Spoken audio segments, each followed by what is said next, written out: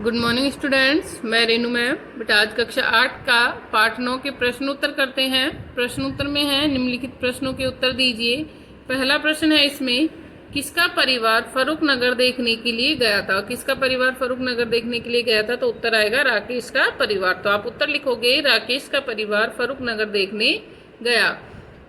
फर्रुख नगर भारत के किस प्रांत में स्थित है? फर्रुख नगर है वो भारत के किस प्रांत में स्थित है? तो फर्रुख नगर भारत के हरियाणा प्रांत में स्थित है। उत्तर लिखोगे आप कि फर्रुख नगर भारत के हरियाणा प्रांत में स्थित है। फर्रुख नगर के आम लोगों का व्यवसाय क्या क्या है? ये जो आम लोग हैं उनका व्यवसाय क्या है? मुड्डे बनाना। मुड्डे बनाना। तो फर्रुख नगर के आम लोगों का व्यवसाय है मुड्डे बनाना। फर्रुख नगर के नवाब प्रजा से कहाँ भेंट करते थे? तो फर्रुख नगर के नवाब है वो प्रजा से दरबार आम में भेंट करते थे।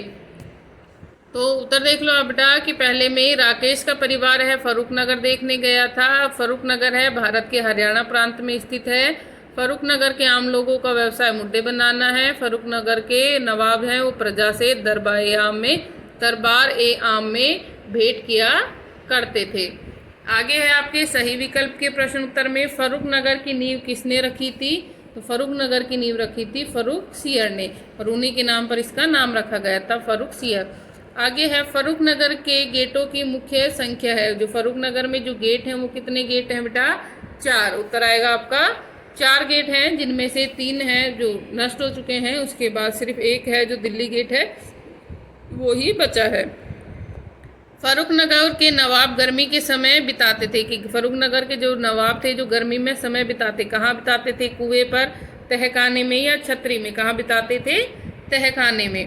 फर्रुख नगर की नींव रखी गई थी। फर्रुख नगर की नींव कब रखी गई थी? 1711 ईस्वी में। कब रखी गई थी? 1711 ईस्वी में। तो एक बार फिर से देख लो, फर्रुख नगर की नींव रखी थी फर्रुख सियर ने। फर्रुख नगर में गेटों की संख्या है 4, और फर्रुख नगर के नवाब हैं वो गर्मी में समय बिताते तहखाने में। फर्रुख नगर की नींव रखी थी 1711 ईस्वी में। आगे है आपके अति लघु उत्तरीय प्रश्न उत्तर, फर्रुख नगर किस नगर से 20 किलोमीटर की दूरी पर है? जो फर्रुख नगर है वो किस नगर से 20 किलोमीटर की दूरी पर है? चैप्टर की स्टार्टिंग में पढ़ा था, तो गुड़गांव या गुरुग्राम। फर्रुख नगर है जो गुरुग्राम नगर से 20 किलोमीटर की दूरी पर है। गुड़गांव का मूल नाम क्या था? गुरुग्राम। क्या नाम था? गुरुग्राम। तो पहले में आएगा, पहले का उत्तर भी गुरुग्राम से आएगा और दूसरे में भी गुरुग्राम आएगा। आगे है तीसरा, पुराने भवनों की देखभाल कौन सा विभाग करता है? जो पुराने भवन है उनकी देखभाल कौन सा विभाग करता है? तो पुराने भवनों की देखभाल पुरातत्व विभाग करता है। कौन सा विभाग करता है? पुरातत्व विभाग।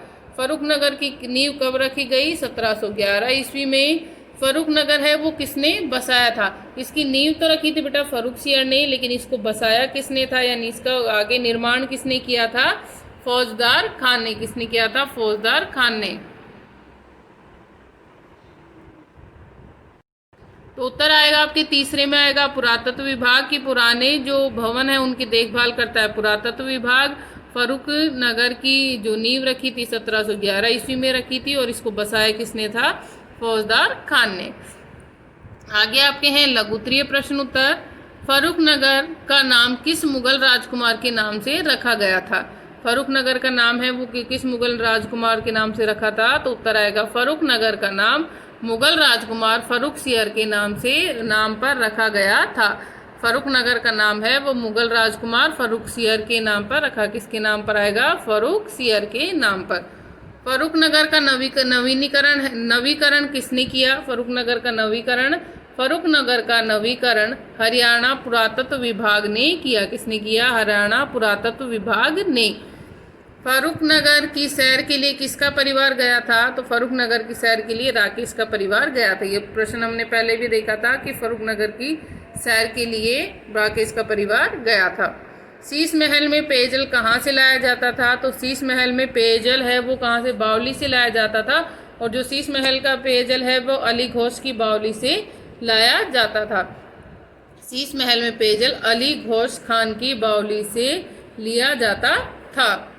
फर्रुख नगर में श्री कृष्ण के चित्र कहाँ अंकित हैं? कि जो फर्रुख नगर में वो देखने के लिए गए थे तो वहाँ पे उन्हें श्री कृष्ण के चित्र कहाँ दिखे, तो फर्रुख नगर में श्री कृष्ण के चित्र छतरी की छत पर अंकित थे, जहाँ पे श्री कृष्ण के बहुत ही सुंदर सुंदर चित्र थे। तो फर्रुख नगर में श्री कृष्ण के चित्र हैं वो छतरी की छत पर थे।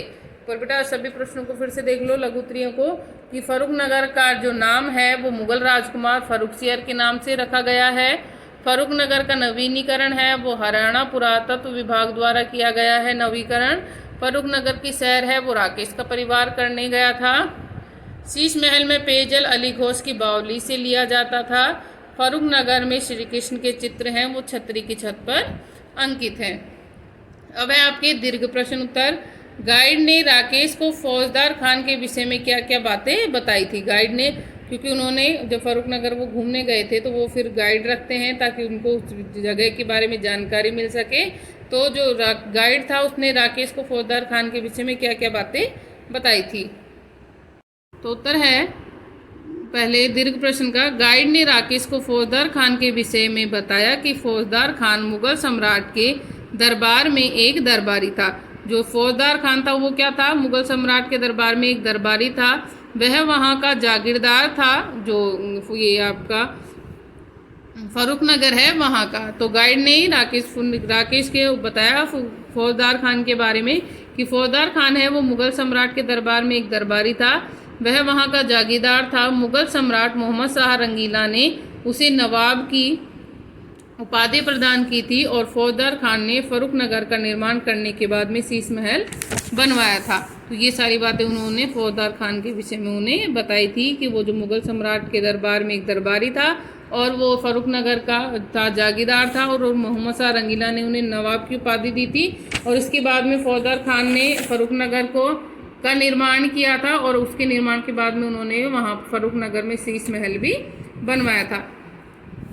अगला प्रश्न है हमारा, फर्रुख नगर के प्रमुख दर्शनीय स्थानों का वर्णन कीजिए। जो फर्रुख नगर था जिसको देखने के लिए गए थे उसके कौन कौन से दर्शनीय स्थल थे उनके बारे में वर्णन करना है। तो फर्रुख नगर में अनेक दर्शनीय स्थल हैं। फर्रुख नगर में अनेक दर्शनीय स्थल थे, जिनमें कौन कौन से थे जो देखे थे उन्होंने। शीश महल था, वहाँ पर दरबार आम था जिसमें छतरी थी श्री कृष्ण की और जिस पे चित्र लगे हुए थे। दिल्ली गेट था। तो फर्रुख नगर में अनेक दर्शनीय स्थल हैं। सबसे पहला शीश महल। शीश महल का निर्माण 1733 ईस्वी में हुआ था। शीश महल के नीचे भूगर्भ यानी कि अंडरग्राउंड में तहखाने बने हुए हैं। शीश महल के अंदर एक विस्तृत हॉल है जिसे दरबार आम कहते हैं। छतरी भी यहाँ दर्शनीय स्थल है, यहाँ की जो छतरी हैं वो भी दर्शनीय स्थल है। इसकी छत पर श्री कृष्ण के जीवन से संबंध रखने वाले चित्र अंकित हैं। तथा तीसरा है यहाँ पर कि यहाँ दिल्ली गेट भी दर्शनीय स्थल है और नगर में एक मंदिर भी है। यहाँ पर दिल्ली गेट है कि गेट बताए थे कि 4 गेट थे लेकिन 3 तो खंडर हो चुके हैं, एक ही बचा है दिल्ली गेट, जो भी उसको भी लोग देखने के लिए आते हैं। और यहाँ एक मंदिर है जो भी बहुत ही सुंदर है। अगला प्रश्न है हमारा, ये प्रश्न बेटा एक बार फिर से देख लो कि फर्रुख नगर में अनेक दर्शनीय स्थल हैं। शीश महल का निर्माण 1733 में हुआ था। शीश महल के नीचे भूगर्भ के तहखाने बने हुए हैं और शीश महल के अंदर एक हॉल है जिसे दरबार आम कहते हैं।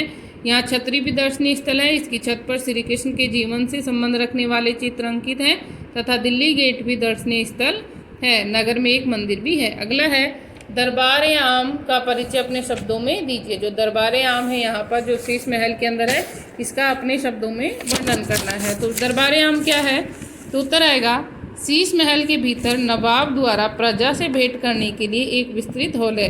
कि शीश महल के भीतर यानी अंदर एक नवाब द्वारा प्रजा से भेंट करने के लिए एक विस्तृत हॉल यानी एक बहुत बड़ा हॉल बनाया गया है जिसे ही दरबार आम कहते हैं। कि जहाँ पर वो अपने प्रजा से भेंट कर सके, उनसे बातें कर सके, इसके लिए उन्होंने उसको एक क्या बनाया, बहुत बड़ा हॉल बनाया और उसी का नाम रख दिया दरबार आम। तो उत्तर हो जाएगा इसमें कि शीश महल के भीतर नवाब द्वारा प्रजा से भेंट करने के लिए एक विस्तृत हॉल है जिसे दरबार आम कहते हैं। तो बेटा आपको ये सभी प्रश्न नोटबुक में नोट करने हैं। Thank you.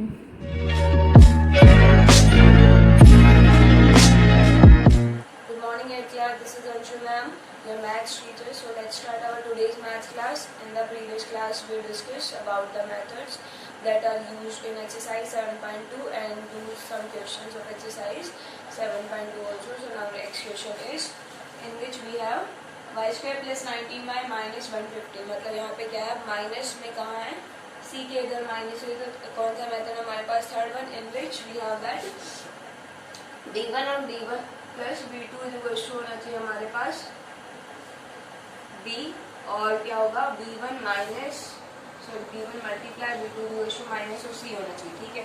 तो दैट मीन्स यहाँ पे क्या होगा, एक नंबर माइनस में होगा तभी मल्टीप्लिकेशन का माइनस हो सकता है, और वो माइनस कौन सा होगा, वो उन दोनों के माइनस से हमारे पास क्या आना चाहिए, प्लस वैल्यू आनी चाहिए, मतलब ग्रेटर जो टर्म है वो क्या होगी, पॉजिटिव टर्म्स में होगी, ठीक है, और जो लेसर टर्म होगी वो क्या होगी, नेगेटिव में लिख देते हैं, जिससे क्या हो जाएगा, ये प्लस में हो जाएगा, और दैट वैल्यू जब मल्टीप्लिकेशन में करते हैं वो क्या हो जाएगी, नेगेटिव में।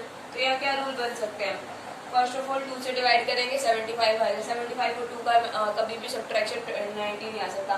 3 से करते हैं 50 और 3 का क्या होगा, 47 होगा, वो भी नहीं है हमारे पास। देन 5 से 4 से करते हैं, 4 से डिविजिबल है, नहीं है डिविजिबल। 5 से 30 और 5 25 हो जाएगा, वो भी नहीं है यहाँ पे।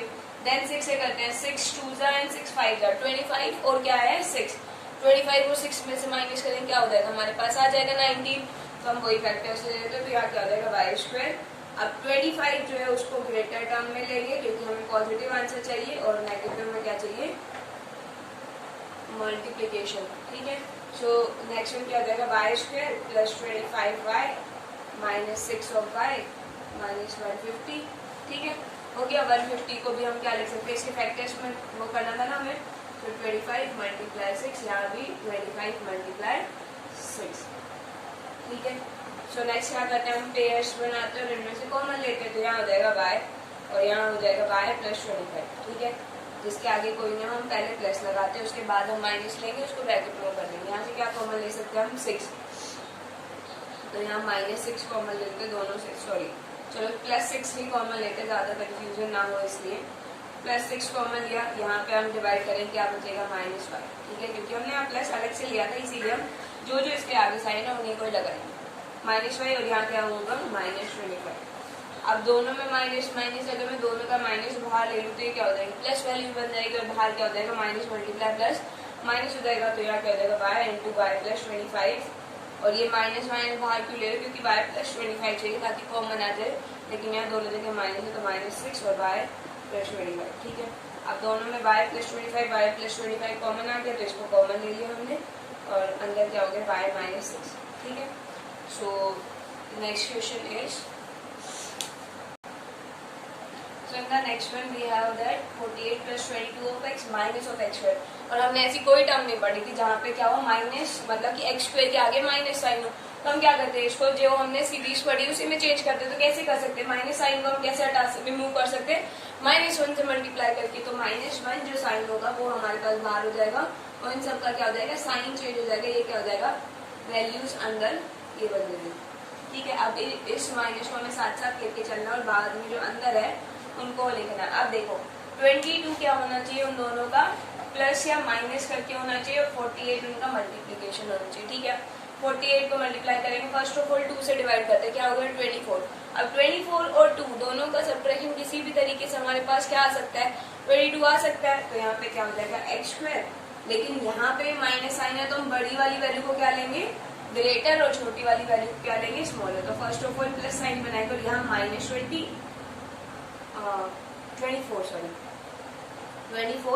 प्लस ट्वाइस ऑफ x, और माइनस में 22 24 और मल्टीप्लाई में 2, ठीक है। क्या हो गया अब यहाँ से, ये माइनस बाहर ही रहेगा, एक्स स्क्वायर यहाँ हो गया -24x plus twice of x -24 multiply में 2, हो गया ये वाला। अब हमें क्या लेना है, इन दोनों में से कॉमन, और इन दोनों में से कॉमन क्या हो जाएगा, यहाँ से तो x आएगा हमेशा, x -24 हो गया, यहाँ पे यहाँ प्लस लिख लेते हैं, और 2 कॉमन आ जाएगा, तो यहाँ क्या आ जाएगा x -24 ही हो जाएगा, ठीक है। तो यहाँ से अब क्या आ जाएगा हमारे पास x -24 कॉमन, और यहाँ पे क्या बच गया x + 2, ठीक है। अब इस माइनस को जब हम अंदर ले जाएंगे तो क्या हो जाएगा, यहाँ पे हर जगह माइनस चेंज हो जाएगा, या सिंपली इसके आगे माइनस कर दो, कोई फर्क नहीं पड़ेगा, ठीक है। बाकी सारे साइन चेंज करो, उससे बेटर क्या है कि यहीं बाहर ही माइनस हो कर दो, ठीक है। तो नेगेटिव वाले टर्म्स में ऐसे होता है। नाउ नेक्स्ट क्वेश्चन इज,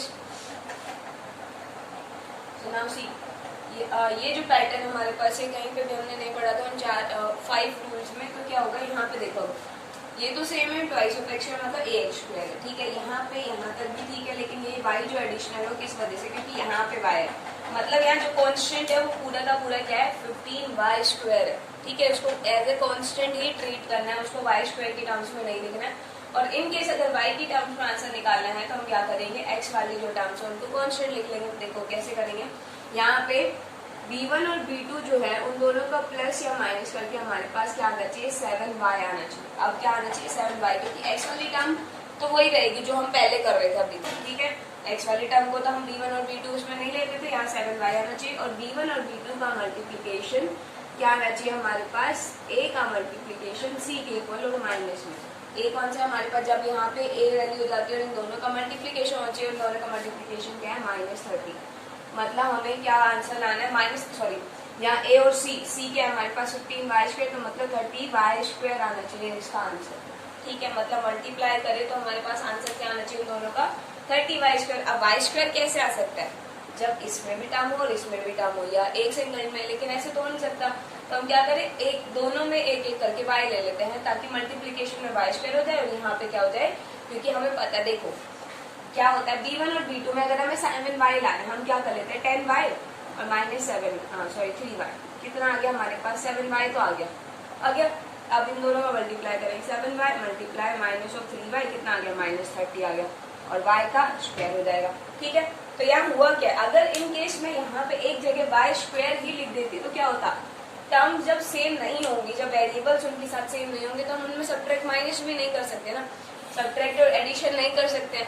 तो यहाँ क्या होगा, y की टर्म्स ही होगी तभी y में आंसर हुआ होगा, और यहाँ पे क्या होगा, उन दोनों y को मल्टीप्लाई करेंगे y स्क्वायर हो जाएगा सिंपली, ठीक है। क्योंकि यहाँ पे c जो है वो पूरा -15y स्क्वायर, ये पूरा एक टर्म क्या है, कॉन्स्टेंट की तरह ट्रीट हुआ है।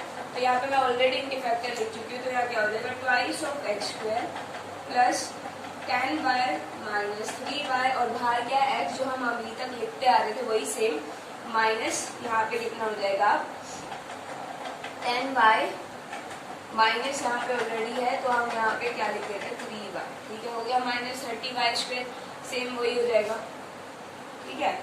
तो अब नेक्स्ट में क्या करेंगे, यहाँ पे हम इसको 15y स्क्वायर ही रहने देते हैं अभी के लिए, ठीक है, क्योंकि इन दोनों का मल्टीप्लिकेशन है ना वो -10 और 10 × 3 वाला, तो हम यहाँ पे इसको एज इट इज रहने देते हैं। अब क्या हो जाएगा, यहाँ पे इसको वो करते हैं, 2y of x y plus 10 of x y -3 of x y -15 of y square. अब दोनों में से यहाँ इन दोनों टर्म से इन दोनों टर्म से क्या करते हैं, कॉमन, यहाँ से क्या आ सकता है 2 भी आ सकता है, एक तो जो न्यूमेरल में हमारे पास वो वैल्यू 2 कॉमन आ सकती है, और यहाँ से x कॉमन आ गया, बच गया यहाँ पे सिर्फ सिंगल x प्लस साइन, यहाँ से डिवाइड करेंगे 2 से 5 कैंसिल आउट तो 5 होगा, और x कैंसिल आउट, एक x कैंसिल आउट, हाँ ठीक है, ये और y, ठीक है, ये तो ये हो गया।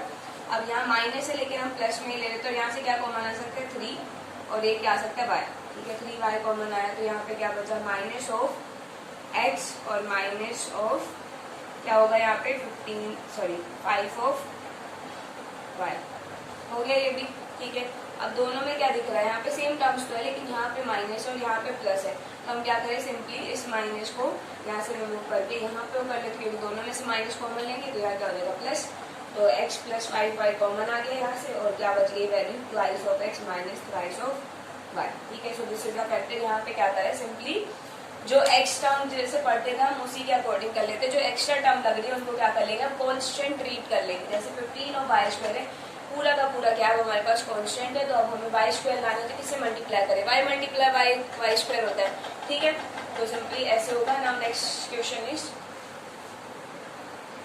सो नेक्स्ट वन इज कि अब हमने ये टर्म्स 5 किसी की पावर 4 और 3 ये तो हमने पढ़ी ही नहीं है, ठीक है। तो यहाँ क्या दिख रहा है, तो हम तीनों में से क्या ले सकते हैं, x की पावर 3 ले सकते हैं, क्योंकि देखो x की पावर 3 यहाँ पे जो स्मॉलेस्ट नंबर, जो वेरिएबल की स्मॉलेस्ट पावर होती है वो हम कॉमन ले सकते हैं, ठीक है। यहाँ स्मॉलेस्ट पावर क्या है, x की पावर 3, और यहाँ पे इनमें से क्या कॉमन ले सकते हैं, 3 से डिविजिबल है ये भी और 3 से डिविजिबल है ये भी, तो 3 हम कॉमन ले सकते हैं और x की पावर 3 कॉमन ले सकते हैं। तो यहाँ पे आप डिवाइड करें क्या होगा, x की पावर 2 होगा, यहाँ पे डिवाइड करेंगे पहले फर्स्ट ऑफ ऑल 3 से डिवाइड करा 6 हो गया, और x की पावर x ही बचेगा, और यहाँ पे क्या हो जाएगा 1 and 6, ठीक है।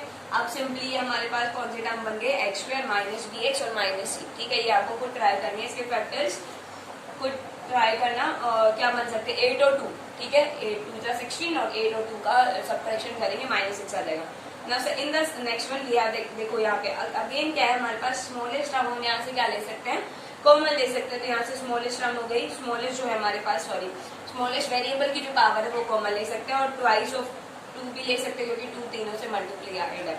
ना यहाँ क्या रिमाइंड रह गया a², यहाँ पे प्लस साइन है 5 ऑफ a और -14। ठीक है, अब सिंपली इनको क्या करना है, हमें फैक्टराइज करना है। इसके फैक्टर्स क्या हो सकते हैं, 7 और 2 हो जाएंगे। तो you have to try yourself. Student इन सबके फैक्टर्स की एक फोटो मैं इसमें साथ में वीडियो के साथ अटैच कर दूंगी। So that is all for today, thank you. Good morning dear student of class 8, this is Vinita ma'am. Student, as you know that we are continuing our essay 1 syllabus and I have told you that chapter 18 in this video will do the remaining content of this chapter, that is the pollution of air and water. I have told you the introduction of this chapter. Now in this video we will do the sources of air pollution and its harmful effect. What are the sources, that the natural sources and man-made sources. Some sources are created by the nature and some are caused by the man. So these all the content we will discuss in this video. So let's start our content. Student, in today's video we will do the some typical air pollutants that are, see here is a table mentioned. The gaseous pollutants and the particulate pollutants. Gaseous pollutants में देखिए student, sulphur dioxide that is SO2, carbon monoxide CO, carbon dioxide CO2, nitrogen dioxide NO2, ozone that is O3, hydrogen sulphide H2S, methane that is CH4 and particulate में है student smoke, dust, sand, cement dust, fly ash that is coal dust, asbestos dust, unburnt hydrocarbons, smoke that is formed from the smoke when get combined with fog. तो student smoke बनता है. Okay, these all are the air pollutants content that get mixed in the air and create a pollution. So ये student gases pollution है। जैसे कोई भी चीज़ कहीं gas leakage वगैरह हो गया या किसी भी मतलब सपोज दैट लेबोरेटरीज वगैरह से गैस रिलीज़ होती हैं या कुछ भी एनीथिंग, तो ये गैसेस पॉल्यूटेंट्स, ये गैस होती हैं जो जाके मिक्स हो जाती हैं। बट ये पार्टिकुलेट्स, ये पार्टिकल्स होते हैं through which they get mixed. Okay, particles हैं, ये गैसेस फॉर्म में नहीं होते हैं। स्मोक हमारा गैस फॉर्म में होता है बट मीन्स हम उसको मिक्स होते हुए देख सकते हैं, like you know the smoke is getting out. But ये जो गैसेस हैं ये आप कह सकते हो कि विजिबल नहीं हो सकती हैं। नेक्स्ट है स्टूडेंट हमारा सोर्सेज और कॉज ऑफ एयर पोल्यूशन, कि ऐसी क्या चीज़ें हैं जिनकी वजह से एयर पोल्यूशन क्रिएट होता है, सोर्स क्या है, कॉज क्या है। Air can be polluted usually by 2 sources, 2 तरीके से एयर पोल्यूट हो सकती है। First one is natural sources and the second one is man made sources. Student, natural sources में देखिए क्या होता है कि वो चीज़ें जो नेचुरली क्रिएट हो रही हैं, and the man made sources are that are created by the man और human beings. So the natural sources of air pollution, the following are the natural sources of air pollution: the releasing of carbon particles and ash during forest fire pollute the air. जो carbon release होता है means जब अगर suppose that किसी जंगल में आग लग जाती है, here you can see the image, suppose that जंगल में अपने आप आग लग गई या किसी ने उसको जलाने की या कुछ भी एनीथिंग किसी भी रीज़न से, वैसे we are talking about the student naturally, तो ये नेचुरली भी हो जाता है। कोई ज़रूरी नहीं कि मतलब उसमें किसी पर्सन ने इंटेंशनली जा करके वो किया हो, it can be created naturally. तो उस फॉरेस्ट फायर से जो कार्बन पार्टिकल्स रिलीज होते हैं, दे get mix into the air and create a air pollution. The next one is pollen grains released by plant keep the floating in air to pollute it. क्या होता है student, plants में जो pollen grains निकलते हैं, pollen grains आपको पता है वो पॉलन ग्रेन्स होते हैं जो कि क्या करते हैं स्टूडेंट, मतलब पॉलन ग्रेन्स, आपने देखा होगा पॉलन ग्रेन्स होते हैं ओव्यूल्स में से निकलते हैं, फर्टिलाइजेशन में हेल्पफुल होते हैं। तो वो पॉलन ग्रेन अगर सपोज दैट वो कॉन्टीन्यूसली, बिकॉज किसी भी, we are not talking about a single plant, हम एक सिंगल प्लांट के बारे में नहीं बात कर रहे हैं, हम पूरे ग्रुप में, बिकॉज फॉरेस्ट है, जंगल वगैरह में अगर वहाँ पे फ्लावर्स हैं, या सपोज दैट किसी भी मतलब एरिया में हॉर्टिकल्चर वगैरह किया है वहाँ से, तो they may be in a large group, वो बहुत ही ज़्यादा फॉर्म में होते हैं। So they get mix into the air and create a pollution. The blowing dust of storms puts dust particle into the air. Storm वगैरह suppose that तूफान वगैरह आ रहा, तो उसमें से भी उसके कुछ पार्टिकल्स अगर मिक्स हो जाते हैं, so that also create the air pollution. See student, like that, this is the image of the dust storm. Okay, now see, this is the volcanoes release various gases into the atmosphere which pollute. Suppose that when a volcano erupt, जब कोई लावा फटता है तो student उसमें से क्या होता है, बहुत सारी गैसेस रिलीज होती हैं। This is also a natural cause for the air pollution, because उसमें से डिफरेंट गैसेस रिलीज होती हैं and they get mix into the air and create a air pollution, that is the volcano eruption. All these natural pollutants have very less contribution in air, so their effects on human beings are negligible. क्या होता है student, ये मतलब जो naturally occur होते हैं बहुत rarely होते हैं, ऐसा नहीं है कि हर दूसरे तीसरे दिन कोई लावा फटता है या कोई वॉल्केनो इरप्शन होता है या डस्ट स्टॉर्म होता है या पॉलन ग्रेन्स, तो ये मतलब बहुत रेयरली होते हैं। और इनका कंट्रीब्यूशन एयर पोल्यूशन में भी बहुत कम होता है, क्योंकि कभी कभी होता है तो इतना एयर पोल्यूशन नहीं होता है, बट जो ह्यूमन बींग्स के थ्रू होता है इट इज़ नॉट नेग्लिजिबल। ये तो हम लोग नेग्लिजिबल कर सकते हैं, इग्नोर कर सकते हैं, because it occurs rarely in the environment, but the human being are making a continuously efforts मैं इसलिए कह रही हूँ student, because they think about only themselves, वो अपने बारे में सोचते हैं ना कि किसी अदर पर्सन के बारे में, और वो कॉन्टीन्यूसली ऐसा वर्क करते हैं for their on benefit, for their selfishness. वो नहीं सोचते कि उसका इफेक्ट इन्वायरमेंट में क्या होगा।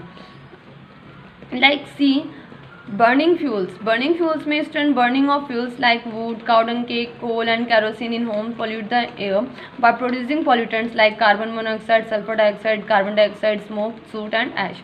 क्या होता है, जब भी whenever we are going to burn any kind of fuel, कोई भी लकड़ी वगैरह हो गई या किसी भी तरीके का कोल या पेट्रोल हमने बर्न किया, then it create a pollution because it release harmful gases that are the carbon monoxide. कोई भी चीज़ आपको पता है स्टूडेंट बर्न होती है तो उसमें से कार्बन के फॉर्म्स कुछ रिलीज होते हैं, कार्बन गैसेस रिलीज होते हैं, they are in the different form, that carbon monoxide, carbon dioxide, smoke भी रिलीज होता है, ऐश भी होता है, डस्ट, सल्फर डाइऑक्साइड, ये सारी चीज़ें रिलीज होती हैं।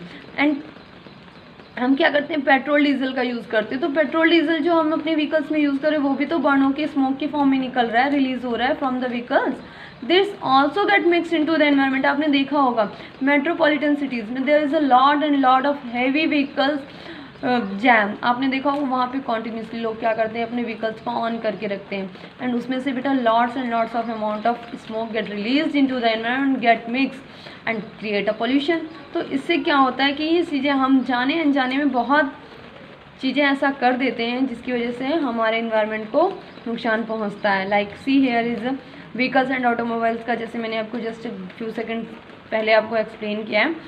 See what happen, exhaust gases emitted by motor vehicles, जितने भी हम मोटर व्हीकल्स, जितने भी बाइक, कार, कोई भी ट्रांसपोर्ट हम यूज़ करते हैं तो उसमें हम लोग क्या यूज़ करते हैं, फ्यूल्स यूज़ करते हैं that are in the form of diesel और पेट्रोल। इट गेट बर्न, जब वो इंजन के थ्रू जा करके बर्न होती है तो उसमें से स्मोक निकलता है साइलेंसर के थ्रू, तो वो स्टूडेंट बहुत हार्मफुल होता है because it carry sulphur dioxide, nitrogen dioxide, carbon monoxide और कुछ उसमें से अनबर्न ऐसे हाइड्रोकार्बन्स रिलीज होते हैं जो कि जले ही नहीं होते हैं, लेड कंपाउंड निकलता है, शूट निकलता है, तो ये सारी चीज़ें जा करके हमारे इन्वायरमेंट को पोल्यूट करती हैं और बहुत ही ज़्यादा हार्मफुल इफेक्ट होता है। See this is the example of smoke from the vehicles. देख सकते हैं आप कितना लोग पोल्यूशन नहीं करवाते हैं अपनी गाड़ी का। ये सारी चीज़ें जो होती हैं this create a lot and lot of air pollution. Next student nuclear power plants. Nuclear power plants में भी क्या होता है, देखिए रेडियो एक्टिविटीज़, रेडिएशन रिलीज होती हैं। न्यूक्लियर पावर प्लांट है, उसमें से रेडिएशंस रिलीज होती हैं, दैट रेडिएशंस वो भी जा कर के हमारे एयर में पोल्यूशन क्रिएट करती हैं, बिकॉज उससे भी हमारे एयर जो है वो पोल्यूट हो जाता है, एयर में रेडिएशंस फैलती हैं, उनका हार्मफुल इफेक्ट होता है हमारी स्किन वगैरह पे। तो इस तरीके से डिफरेंट टाइप्स के व्हीकल से या फिर कोई भी एनीथिंग से वो डिफरेंट टाइप का पोल्यूशन क्रिएट होता है। तो deforestation pollutes air by increasing the amount of carbon dioxide in. हम डेफोरेस्टेशन वो करते हैं, पेड़ को काट देते हैं, क्या होता है ऑक्सीजन बनना कम हो जाता है, कार्बन डाइऑक्साइड की अमाउंट ज़्यादा होगी, तो उससे भी हमारे एयर में पोल्यूशन क्रिएट होता है। नेक्स्ट है mining of coal and stone releases coal dust. Mining हो रही है कोल की, वहाँ से भी क्या होता है, कोल और स्टोन की खानें होती हैं, वहाँ से पत्थर वगैरह कोल वगैरह निकाले जाते हैं, वहाँ से भी डस्ट वगैरह निकलता है, तो वो डस्ट भी जाकर एयर में मिक्स हो जाता है and it also create air pollution. Next है आपका thermal power plant. Thermal power plant में भी स्टूडेंट क्या होता है, वहाँ पे इलेक्ट्रिसिटी जनरेट की जाती है by the burning of fossil fuels like coal, natural gases को बर्न किया जाता है and they create the electricity and after burning these material the different type of gases releases into there contain sulphur होता है उनमें, और sulphur जब burn होता है तो सल्फर डाइऑक्साइड फॉर्म करते हैं। आफ्टर दैट इट गेट, और ये काफ़ी लार्ज अमाउंट में बर्न होता है, ऐसा नहीं कि 1-2 किलो बर्न कर लिया, ये क्विंटल्स में टन्स में बर्न होते हैं, then only we get the electricity, तभी तो हमें इलेक्ट्रिसिटी मिलती है।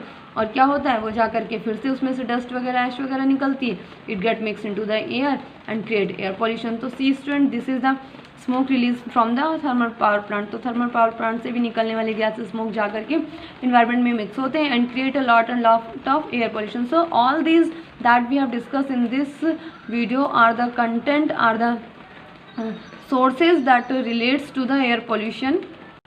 Now students, see, this is the long question that you have to do in your fair notebook. Short note on the acid rain पे आपको short note लिखना है, acid rain किस वजह से होता है, and this is the content that you have to write in your fair notebook. Have a good day, goodbye. Students, welcome to our YouTube classes. This is for class 8. In previous class we have completed our 25th chapter of unit 3rd, earthquake, and today we start our history portion, unit 1. Today we start our first chapter of history, when, where and how, कब, कहाँ और कैसे. Our focusing point are transition to the modern period, new rulers and new era. Today we start our class with the point transition to the modern period. Now let we start our class. Last year we had studied about the history of the India till the 18th century. We read about the rise of Mughal Empire and its decline, which created a power vacuum. कि last year हमने India की history में 18th century तक पढ़ा था, और उसमें क्या पढ़ा था कि मुग़ल साम्राज्य का कैसे उदय हुआ और कैसे उसका पतन हुआ, और कैसे जो शक्तियों के बीच में एक गैप, मतलब शक्तियों का एक रिक्त स्थान रह गया. This vacuum was filled by different states and ruling groups. और ये वैक्यूम किसके द्वारा भरा गया, फिर ये खालिस्तान किसके द्वारा भरा गया, विभिन्न स्टेट्स के द्वारा और विभिन्न जो रूल करने वाले ग्रुप्स थे, राज्य करने वाले ग्रुप्स थे, समूह थे. वी दस have seen many political developments have significant consequences. और हम देख चुके हैं बहुत सारे राजनीतिक बदलाव और जो इसके विशेषताएं हैं. Soon after the British era in India began, even though they first came to India as traders. और मतलब कि इसके जस्ट बाद ही ब्रिटिश काल स्टार्ट हो गया ये भारत के अंदर, और भारत के अंदर ये ट्रेडर्स बन के आए, व्यापारी बन के आए. They manage to gain political power by the 18th century. और उन्होंने गेन करना स्टार्ट कर दिया जो राजनीतिक पावर्स थी 18वीं सेंचुरी से ही. This brought about changes in the political, social and economic aspects of the country. और इन सब ने ही चेंजेस ला दिए भारत की राजनीतिक, आर्थिक और सामाजिक मुद्दों पे. The domination by the colonial power and its effect help in bringing fourth the rise of nationalism in India. और जो ब्रिटिश सरकार थी, उन्होंने जो भारतीयों के ऊपर अत्याचार किए, उन्होंने जो भारतीयों के को दमित किया, उसी ने भारतीयों के अंदर एक राष्ट्रीयता की भावना को पैदा किया। Prior to the coming of British, European traders from Portugal, France, Spain and Holland had already arrived in India in the 15th century। कि ब्रिटिश के आने से पहले, भारत के ब्रिटिश और यूरोपियों के आने से पहले भारत के अंदर पुर्तगाली, फ्रांसी, स्पेन से और हॉलैंड से कुछ जो ट्रेडर्स थे वो पहले ही आ चुके थे 15th सेंचुरी में ही। The riches of the country and the profitability of the spice trade attract these traders. और भारत की जो भारत एक अमीर देश था और जो यहाँ पे मसाले उगते हैं वो बहुत ही लाभदायक हैं, बहुत ही प्रॉफिट दिलाने वाले हैं, तो इसी चीज़ ने व्यापारियों को अपनी तरफ अट्रैक्ट किया। In the 16th century many trading factories were established by British, French and Dutch companies. और 16वीं शताब्दी के अंदर भारत के अंदर बहुत सारी जो फैक्ट्रियां स्थापित हुई, व्यापारी कंपनियां स्थापित हुई, जो ब्रिटिश ने स्थापित की, फ्रेंच ने स्थापित की और डच ने स्थापित की।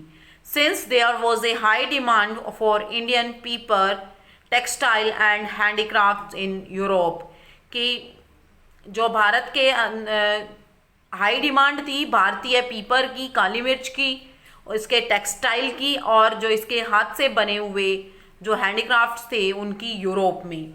Trade flourished and this is turn enrich the Mughal treasury, और इससे जो व्यापार था वो फल फूल रहा था, और this is turn enrich the Mughal treasury, और ये मुगलों के अंत का मतलब कि यहाँ पे मुगल काल का अंत हो रहा है, ठीक है। Soon there emerged a rivalry in trade between these countries leading to conflict। और अब ये जो बहुत सारी जैसे डच है, ब्रिटिश है, फ्रेंच है, इन अपनी व्यापारी कंपनियां स्थापित की तो इनके बीच में भी मतभेद होने लगे। Finally it was English who succeeded in establishing monopoly over trade with India. और फाइनली क्या हुआ कि जो अंग्रेज थे वो जीते और उन्होंने सफलता प्राप्त की भारत के अंदर व्यापार में अपनी मोनोपोली एकाधिकार स्थापित करने में। The second half of the 18th century saw the consolidation of the east India company political power. और 18वीं शताब्दी के आधे में हम देख चुके मतलब कि भारत के अंदर जो इंग्लिश ईस्ट इंडिया कंपनी थी, ब्रिटिश ईस्ट इंडिया कंपनी थी, उसके हाथ में राजनीतिक पावर चली गई थी। They established a large well grounded dominion in India by seizing political power from Indian ruler. और इन्होंने स्थापित की एक मतलब कि बहुत ही मजबूत, बड़ी और बहुत ही वेल ग्राउंडेड मतलब कि जो प्रत्येक व्यक्ति को इन्होंने डोमिनेट करना स्टार्ट किया, क्योंकि इनके पास भारत की जो पॉलिटिकल पावर थी वो जो यहाँ पे इंडियन रूलर्स थे उनके द्वारा मिल गई थी। This year we will focus on how they became the political masters of the country and the emerge for the call for end of British rule. और इस साल हम पढ़ेंगे कि किस प्रकार भारत के अंदर उन्होंने अपना राजनीतिक प्रभुत्व स्थापित किया और किस प्रकार उनका फिर अंत हुआ ब्रिटिश रूल का। A new ruler a new era, नए शासक एक नया काल। The British rule brought about changes in the administrative, political, economic, educational and cultural spheres. British काल के अंदर भारत के मतलब कि बहुत सारे चेंजेस आए प्रशासन के अंदर, राजनीतिक, आर्थिक, शिक्षा के अंदर और सांस्कृतिक भी। In this book we will deal with the 2.5 centuries that India was dominated by the colonial power। और इस किताब के अंदर, इस बुक के अंदर, ये हमारी जो 8th की बुक है, इसके अंदर हम 2 और आधी मतलब 2.5 जो सेंचुरी थी, शताब्दी थी, उसके बारे में उसमें पढ़ेंगे कि अंग्रेजी पावर ने भारत को कैसे डोमिनेट किया। We will also study about the national movement along with the ideas, revolutions and prominent member which formed crucial component of the movement. और इस साल हम ये भी पढ़ेंगे या हम इसमें ये भी स्टडी करेंगे जो हमारे राष्ट्रीय आंदोलन थे कि उनके नए नए विचार थे, उन्होंने नई नई क्रांतियाँ कैसे स्टार्ट की, और जो महत्वपूर्ण जो अग्रणी लोग थे उन्होंने भारत की इन मूवमेंट्स में कैसे बढ़ चढ़ के भाग लिया। Bye the 18th century there was widespread imperialism and many European countries including Britain, France, Germany and the Netherlands had established colonies in Asia and Africa। 18वीं शताब्दी में एक बहुत ही लंबे उसमें इम्पेरियलिज्म फैल गया, और जो इम्पेरियलिज्म का मतलब होता है जो विदेशी कंपनियां अपना शासन स्थापित कर रही थी उससे है, और बहुत सारी यूरोपीय कंट्रीज ने जैसे ब्रिटेन है, फ्रांस है, जर्मनी है, नीदरलैंड है, इन्होंने अपनी कॉलोनियां स्थापित कर ली थी एशिया और अफ्रीका में। Of all the British colonies India was the most coveted and was refers to as the jewel of the crown. और जो ये सारी कॉलोनियां ब्रिटिश ने स्थापित की थी उनमें से इंडिया सबसे मोस्ट थी, और इसको रेफर किया जाता था ज्वेल ऑफ द क्राउन, मतलब जो गहने थे उनमें सबसे उनका ताज, ठीक है, क्योंकि यहाँ पे मसाले बहुत ज़्यादा थे और भारत को पहले सोने की चिड़िया कहा जाता था। The British colonies together were known as the crown colonies, और जो ब्रिटिश कॉलोनीज थी उनको क्राउन कॉलोनीज के नाम से जाना जाता था। This period also so the unification of various part of the country into the nation. और इस टाइम हमने देखा कि unification of various parts of the country into the nation, कि जो भारत के बहुत सारे पार्ट्स थे वो उनको एक मतलब छोटे छोटे वो इकट्ठे हो गए और उसको इंडिया के नाम से जाना जाने लगा। मतलब जब ब्रिटिश रूल आया तो भारत के अंदर जो ब्रिटिश रूल ने क्या किया कि जो भारत के छोटे छोटे राज्य बने हुए थे उन सबको उसने इकट्ठा कर दिया, एक जगह पे इकट्ठा कर दिया, और वो इकट्ठे पार्ट क्या कहलाने लगे, इंडिया का नाम दे दिया उन्होंने, पूरी एक कंट्री बना दी। The native princely states also accepted the British supremacy even though they were allowed to rule themselves. और जो नेटिव प्रिंसली स्टेट्स थे जो भारत के, उन्होंने भी ब्रिटिश रूल की जो सुप्रीमेसी थी, उनकी सत्ता थी, उनको अपना लिया और वो भी उनके ऊपर भी वो रूल करने लगे। The territories directly controlled by the British were called the British Raj and Madras, Bombay and Bengal were establish as presidencies. और जो प्रदेश थे जिनके ऊपर ब्रिटिश ने डायरेक्टली अपना अधिकार जमा लिया था वो उनको ब्रिटिश राज बोलते थे, और मद्रास, बॉम्बे एंड बंगाल इनको प्रेसिडेंसीज बोलते थे। The presidencies acted as the main centre of administration. और जो प्रेसिडेंसी होती थी वो मेन पॉइंट होती थी, मेन सेंटर होती थी शासन करने का। This is the picture of Madras presidency. आप देख सकते हैं ये प्रेसिडेंसी का मतलब कि यहाँ पे वो उनका शाही, जैसे कि हमारा यहाँ पे कैपिटल होती है ना स्टेट के अंदर, ऐसे ही इन्होंने अपनी 3 कैपिटल्स बना दी थी। Now we read, unlike the earlier invaders the Indian never stopped seeing the British as foreigners and thus they never could be assimilated into the Indian mass।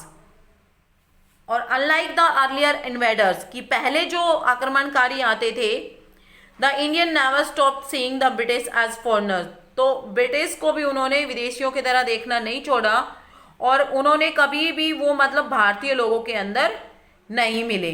This led to the rise of nationalism in India. और इसी चीज़ ने भारतीयों के मतलब उन्होंने British लोगों को कभी भी खुद में नहीं मिलने दिया या भारतीय लोगों को कभी भी उन ब्रिटिश लोगों में नहीं मिलने दिया, और इसी ने राष्ट्रीयता की भावना को भारतीय लोगों के अंदर पैदा किया। Wanted liberation from the rule of the foreigners, और ये इसी से उनके अंदर भावना आई कि हमें विदेशी लोगों से आज़ादी प्राप्त करनी है। Now we do the exercise of this chapter. First is fill in the blanks. First, the domination by the colonial power helped in bringing forth of the rise of nationalism in India. Second is European traders from Portugal, France, Spain and Holland has already arrived in India in the 15th century. In the 16th century, many trading factories were established by British, France and Dutch companies. Fourth, it was the English who succeeded in establishing monopoly over trade with India. Fifth, the second half of the 18th century saw the consolidation of the English East India Company political power. ये अभी हमने read किए थे. I hope students you understand all the topics and exercise fill in the blanks very well. fill in the blanks in your book and read the chapter again. Thank you. Have a nice day. Students, welcome to our YouTube channel. This is for class 8. Students, as you all know, we started with this chapter active voice and passive voice chapter 9. So students, today I will start with the second tense, that is past tense. Now let's start. Yesterday we discussed about the present tense of four kinds: simple present, present continuous, present perfect, present perfect continuous. Now let's start with the simple past tense. Now first tense is simple past tense. According to the active voice, we have a rule. According to it is past tense form of the verb. In past tense, we are going to use second form of the verb, which is used in past tense, as you all know. In active voice also we are going to use second form of the verb. Now when we are going to change this in passive voice, जब हम active voice को passive voice में change करेंगे तो हम कैसे change करेंगे? According to the singular और प्लूरल नंबर्स के अकॉर्डिंग हम इसमें हेल्पिंग वर्ब का यूज़ करेंगे, which is was and were, second form of the verb. जब हम वॉज और वर पुट करेंगे तो उनके साथ हमें ये ध्यान रखना है कि हमें second form of the verb का यूज़ करना है. As you all know, we discuss about the past tense. Now let's start. Now first sentence in the past tense, simple past tense, we have a sentence is Siddharth played the guitar. इसके अंदर आपका क्या है कि जो हमारे पास played verb है, जो verb played है ये हमारी second form में है.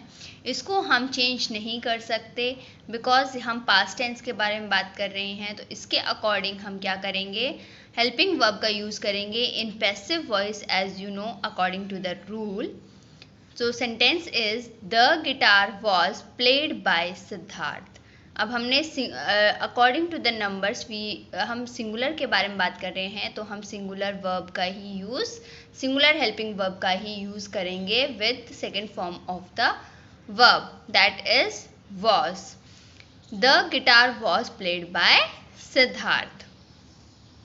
Now student, next is past continuous. Past continuous में अब हम क्या करेंगे? हेल्पिंग वर्ब का भी यूज़ करेंगे और साथ में हम वर्ब के साथ ing का भी यूज़ करेंगे. Was were plus ing form of the verb, यानी कि जो वर्ब है हमारे पास उसके साथ हम ing पुट करेंगे. Example is Siddharth was playing the guitar. इसमें हमने हेल्पिंग वर्ब का यूज़ किया. क्यों? Because it is a continuous tense. अभी वो काम कॉन्टीन्यूसली चल ही रहा है. Now when we are going to change it to passive voice, जब हम passive voice में change करेंगे active voice को in past continuous, तो इसका फॉर्मूला क्या होगा, इसका रूल क्या होगा? हेल्पिंग वर्ब के साथ हम बीइंग वर्ड यूज़ करेंगे as we done in the present continuous tense. Present continuous tense में भी हमने क्या किया था? बीइंग वर्ड यूज़ किया था. As you know when you are reading about it, जब आपने पढ़ा था तो आपको याद होगा कि हमने बीइंग वर्ड यूज़ किया था plus past participle form of the verb, यानी कि second form of the verb. And example is The guitar was being played by Siddharth. आपको इसमें कुछ भी चेंज नहीं करना, बस आपको क्या करना है, जो हमारा ऑब्जेक्ट है उसको सब्जेक्ट में चेंज करना है और सब्जेक्ट को ऑब्जेक्ट में चेंज करना है और वर्ड यूज़ करना है, ऐड करना है आपको बीइंग और एक बाय वर्ड यूज़ करना है आपको। उस सेंटेंस से आपका कंप्लीट सेंटेंस चेंज हो जाएगा। Okay students, next point is past perfect. Past perfect में आपको पता है कि हम हैड का यूज़ करते हैं। In the active voice we will use had plus been plus ING and form of the verb. इसमें हम क्या करें, हम इसमें second form of the verb had plus second form of the verb. अब इसमें क्या करेंगे हम, Siddharth had played the guitar, यानी कि जो Siddharth had played the guitar, या हम सिर्फ क्या करेंगे, सिर्फ एक्टिव वॉइस में हम सिर्फ टेंसेस के अकॉर्डिंग हम रूल्स पुट करेंगे, बट इन पैसिव वॉइस उसी के अकॉर्डिंग हम इसको चेंज भी करेंगे। नाउ एक्टिव वॉइस में जब हम इसे चेंज करेंगे तो क्या आएगा, इसका had plus been plus second form of the verb. अब परफेक्ट टेंस में हमें इसमें वर्ड यूज़ करना है बीइंग, जो हम टेंसेस के रूल के अकॉर्डिंग भी चेंज करते हैं। Example is the guitar had been played by Siddharth. जो इसमें द गिटार है वो इसमें क्या था, ऑब्जेक्ट था, और इसमें हमने चेंज किया है उसको सब्जेक्ट में, उसके साथ had plus been played by Siddharth. So next is past perfect continuous tense। past perfect continuous tense के अकॉर्डिंग हमारे पास रूल है had plus been plus ing form of the verb. ing हम अपनी वर्ब के साथ पुट करेंगे। Example is Siddharth had been playing the guitar, यानी कि अभी भी वो कॉन्टिन्यूसली चल रहा है, और ये सेंटेंस हमारा क्या होगा, पैसिव वॉइस में चेंज नहीं हो सकता। According to the rules this sentence according to the rule we are not going to change into the passive voice. So students, today also I am discussing about the four tenses, type of tenses that is related to your past tense. As you all know, आपने 4 tenses के बारे में पढ़ा है आज भी, simple past, past continuous, past perfect and past perfect continuous. So students, I hope you understand this 4 tenses according to how we are going to change this active to passive voice. हमें वही same tenses के rules learn होने चाहिए, उसी के according हम इन्हें change करेंगे. Now students, again I am repeating in a short. Just look at this. In simple past tense हम सिर्फ second form of the verb use करेंगे, लेकिन जब हम इसे पास्ट टेंस में यूज़ करेंगे तो हम हेल्पिंग वर्ब का भी यूज़ करेंगे. Next is for past continuous. Past continuous में ऑलरेडी हमारे पास एक्टिव वॉइस में हेल्पिंग वर्ब और आईएनजी का सेंटेंस होगा, उसको हमें क्या चेंज करना है, पैसिव वॉइस में जब हम चेंज करेंगे तो बीइंग वर्ड यूज़ करेंगे. In present perfect past perfect tense, इसमें हम हैड पुट करके उसके साथ second form of the verb का यूज़ करेंगे, और जब हम इसे चेंज करेंगे पैसिव वॉइस में तो हमें क्या यूज़ करना है, ओनली बीन वर्ड यूज़ करना है. In the next past perfect continuous tense हमारे पास सेम सेंटेंस है had been ING form of the verb के साथ, जो हम पैसिव वॉइस में चेंज नहीं कर सकते according to the rules. So students, it is so easy to understand. By learning this formulas you are easily change the sentences active to passive by putting only subject को change करके आपको object में frame करना है, और object को frame जो object है हमारे पास उसे subject बनाना है. Like this you will change active voice to passive voice. Thank you students.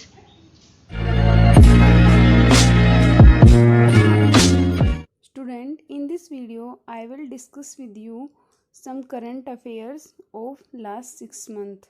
Okay, that video is for class 6 to 8th. In previous video, I discussed with you some chapters of GK book. So let's start current affairs.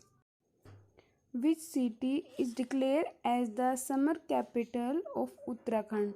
Student, Uttarakhand is a state of our country and its summer जो capital है वो कौन सी है? Gershon.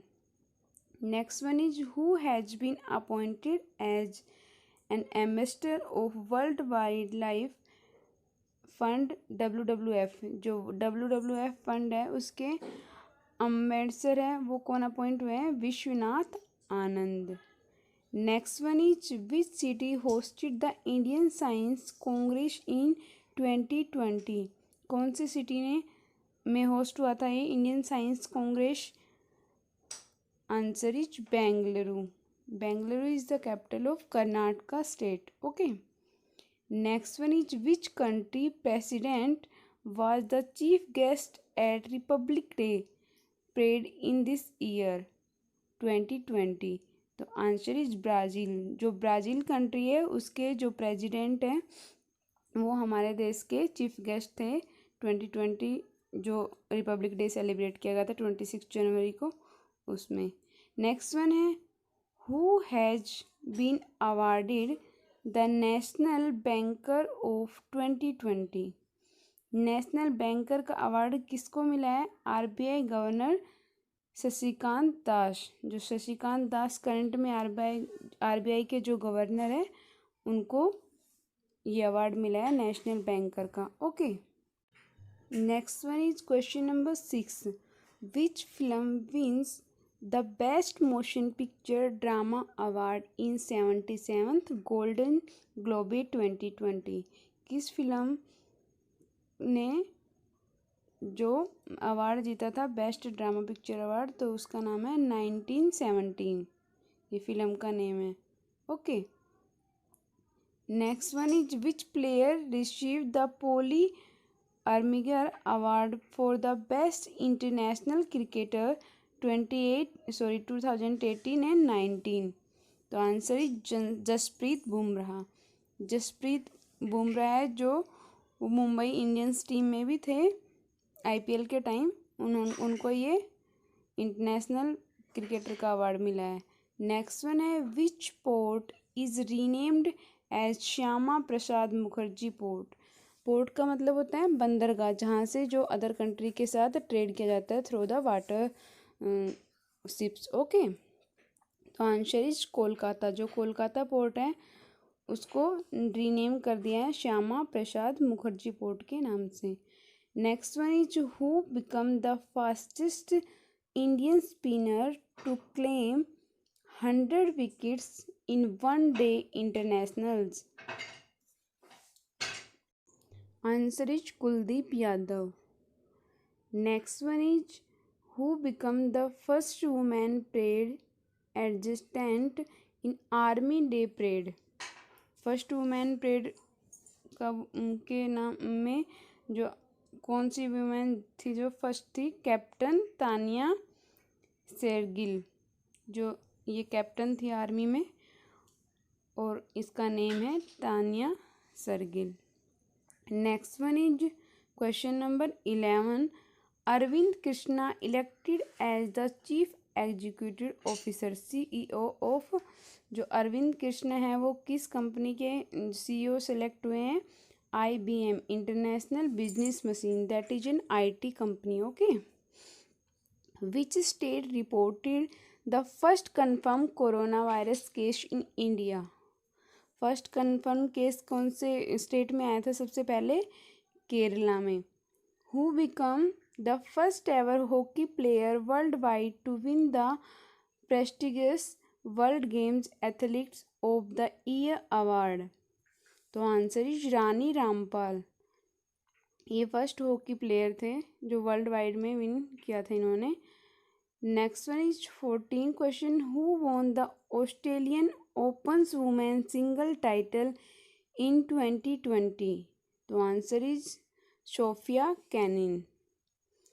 Next one is who won the Australian opens man. वो previous question में क्या था कि वुमेन्स में सिंगल टाइटल किसने विन किया था, सोफिया केनिन ने, और मेंस में Novick दजोविक।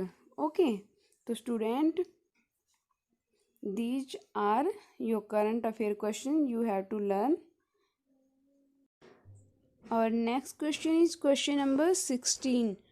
Who win the best actor awards at 90 seconds? जो 92 ऑस्कर अकेडमी अवार्ड्स हैं, सेरेमनी है, उस पर बेस्ट एक्टर का अवार्ड किन्होंने विन किया था, जो कि फोनिक्स ने।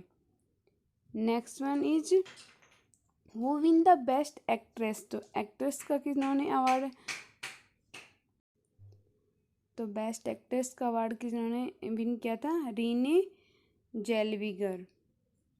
नेक्स्ट वन है which film win the best movie award in 92 Oscar academy award ceremony. तो आंसर इज पैरासाइट, जो पैरासाइट मूवी है उन्होंने। Next one which team win the ICC under-19 world cup 2020। Answer is Bangladesh. ICC जो under-19 है उसमें कौन सी team winner थी, Bangladesh. Next one है Hindi is the fill in the blanks most spoken language of the world in 2019 with 615 million speaker. तो कौन सी language बनी थी, हिंदी 3rd नंबर पे थी, जो मोस्टली पीपल्स के थ्रू स्पीक की जाती है। In some previous video I discuss with you mostly spoken language in the world. तो उन 10 लैंग्वेज में हिंदी लैंग्वेज भी थी, और इन 2019 में 3rd प्लेस पे हिंदी ने अचीव किया है।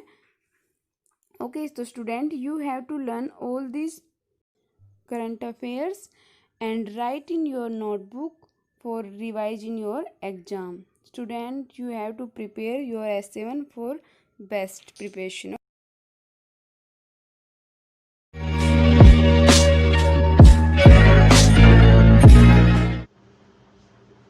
Good morning, student. Welcome to online classes. This is Saroj from MLP International School, Rajpura. So, student, in the previous video, we have started the new chapter, My Brother of class 8. So, in this series, today we are just going to continue the same chapter, My Brother. So, let us start. So, student, let us start. All along his skull and back and shoulder went a scare where claws had opened his flesh to the bone when he was pulling a comrade away from a tiger. यहाँ पे इसको बहादुर the brave इसलिए कहा गया है क्योंकि जैसे ही एक टाइगर ने उसके साथी को उसके स्कल के साथ बैक और शोल्डर के साथ उसे अपनी तरफ जो है चोट का निशान भी उसके लगा हुआ है, उसके माथे के ऊपर, बैक पे और शोल्डर्स पे, जहाँ पे claws had open his flesh to the bone, जहाँ पे उसे जो है उसके बोन पे जो है फ्लैश को निकाल के बोन भी दिखने लग गई थी। When he was pulling a comrade away from a tiger, और उस वक्त उसको ये निशानी चोट का निशान लगा जब उसने जो है टाइगर से अपने साथी को बचाया। Now he was away in the jungle with A photographic expedition, यानी कि अब जो है उसके बाद बचाने के बाद वो जंगल में गया था फोटोग्राफिक के लिए, एक्सपीरियंस यानी कि फोटोग्राफी के अभियान के लिए। तो उस अभियान के दौरान all the man of Ladwani village two were with the expedition as beetles. तो इसमें क्या है कि उस अभियान के दौरान गांव के लोग भी उसके साथ पहले से ही जमा थे। In this mud and grass, और इस जो है कीचड़ भरी मिट्टी में और घास में, but upon the floor of trodden earth, और उन्होंने अपने पैर उस जो है पृथ्वी पर रखे, धरती पर रखे। कन्वर ले क्राइंग समटाइम्स, और कन्वर जो है कभी कभी कराहने लग रहा था। But mostly glazed and silent, और ज़्यादातर वो उस ऐसा लग रहा था जैसे उसका चेहरा चमक रहा हो और चुपचाप हो। Sher Singh looked at his younger brother, Sher Singh ने अपने छोटे भाई को देखा। And saw that he was in great pen, और उसने देखा कि वो बहुत ही जो है दर्द से गुजर रहा है, कराह रहा है। He made up his mind, और उसने अपना मन बना लिया। He would take his brother to the Kalighat hospital for treatment. उसने अपना मन बनाया कि वो अपने भाई को कालीघाट हॉस्पिटल पे ट्रीटमेंट के लिए लेके जाएगा, इलाज के लिए। Kalighat was at least 50 miles away. Kalighat जो जगह थी जहाँ पे हॉस्पिटल था, वो कम से कम जो है उसके विलेज से 50 माइल्स जो है दूर था। But Sher Singh hoped that if he could get through the jungle, लेकिन शेर सिंह ने जो है सोचा कि अगर through the jungle and cross the two river in between, he might get a lift in A bullet cart, or perhaps even a broken down truck for the last part of his journey.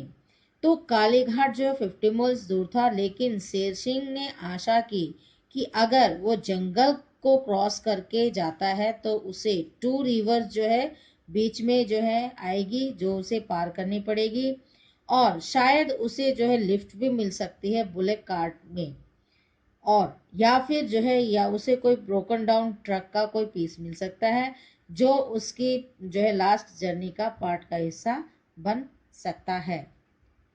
Sher Singh walked alone carrying his brother on his back, और शेर सिंह अपनी पीठ पर अपने भाई को लाद कर अकेला ही निकल पड़ा। He walked through the jungle, उसने जंगल का रास्ता चुना। Soon the night fell and it was dark all around, और जल्दी ही अंधेरा हो गया और चारों तरफ अंधेरा छा गया। The sky became purple black, और जो स्काई जो है वो पर्पल ब्लैक कलर का हो गया था। It blazed with stars, और वो स्टार से चमक रहा था। Sher Singh had good eyes, Sher Singh की आंखें जो थी वो बहुत ही तेज थी। He could still see in the dark, और वो अंधेरे में भी देख सकता था। प्रेजेंटली द मून रोज, और अब जो है चांद भी निकल आया था। The sight of bear tracks in the dust, और जो है बियर के जो निशान थे, साइड थे, वो डस्ट में उसे दिख रहे थे। द स्क्वायर फ्रंट पॉ एंड लॉन्ग बैक बोन, और उसे जो है उसका पैर के पंजे और लॉन्ग बैक बोन भी उसे नजर आ रही थी। विद द शैगी क्लॉज, और जिसका जो जिसे हम कहते हैं जबड़ा, क्लॉज जो था बहुत ही भारी भरकम था। मेड हिम ग्लैंस राउंड अनइजली, और उसकी झलक जो है उसको जब दिखाई दी तो उसको चलने में थोड़ी सी परेशानी हुई। On the cliff above a river bed, Sher Singh knew he could go no further without rest.